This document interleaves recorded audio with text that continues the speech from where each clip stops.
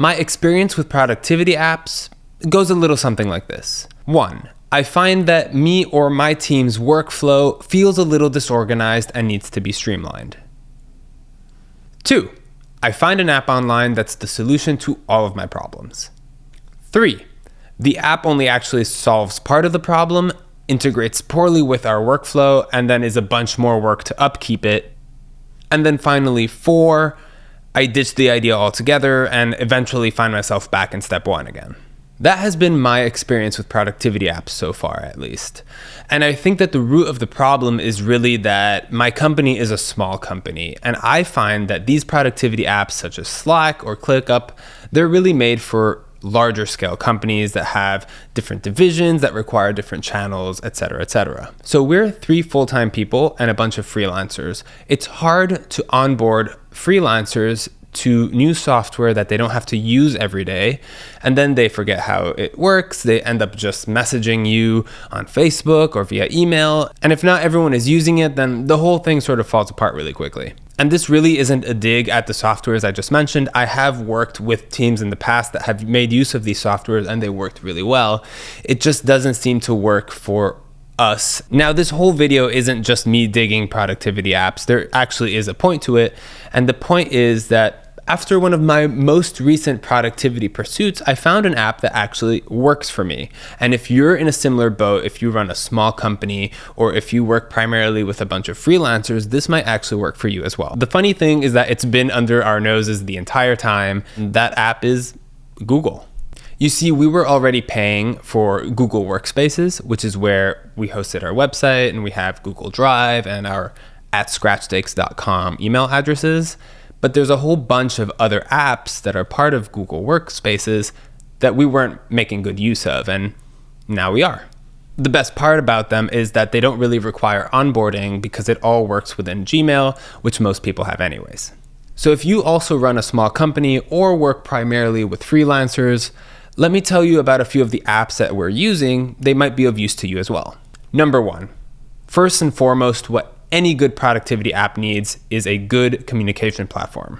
We tried Slack for a while and it worked okay, but Google has something called Google Spaces, which is pretty much identical to Slack, and it works from the Gmail app. So no matter whether you use your email on your laptop or on your phone, even if you have work notifications silenced, which I found a lot of people do with Slack, you do have to check your email at some point, right? And so when you go on gmail.com, you'll see that you have unread messages. Number 2, delegating work.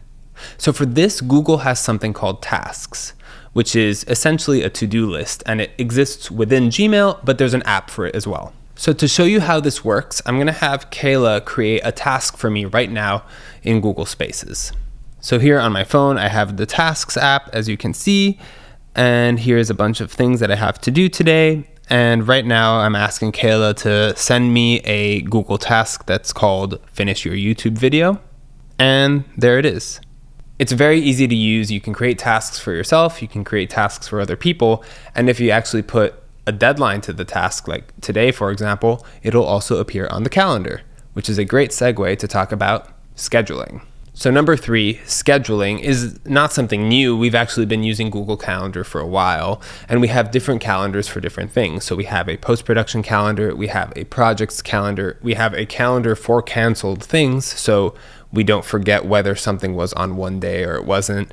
Things get canceled all the time, so it's good to know when those canceled events were supposed to take place. We also have calendars for the different people on our team, so that way we know whether they're out of town or on vacation or what project they're working on.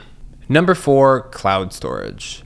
This is also something we've been using for quite some time now, and the way we use it is we have different shared drives for scratch takes, maybe different clients if it's a client that we work with very often, as well as our own drive. So my drive, Kayla's drive, and Liz's drive. That way we can upload our own projects, we can have backups on the cloud, and we can also use Google Drive for client deliveries. Now, we have used other services for client deliveries, such as Vimeo or Motion Array. While those do have their benefits, Google Drive is sort of all-encompassing. Not only can you do client deliveries on it, but you can also back up your 4K multicam videos, which is fantastic. Last but not least, integration.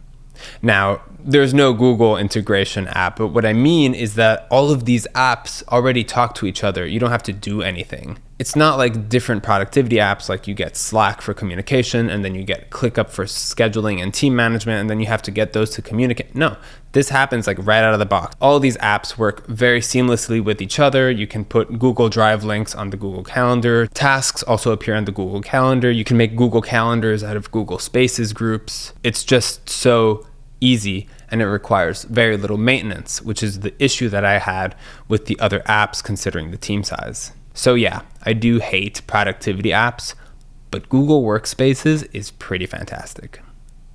I hope you enjoyed this video. Hopefully it's as helpful to you as it was to me to figure all of this out. If you've made it this far in the video, a like and subscribe would go a very long way, and if you do subscribe, I'll catch you in the next video. Bye.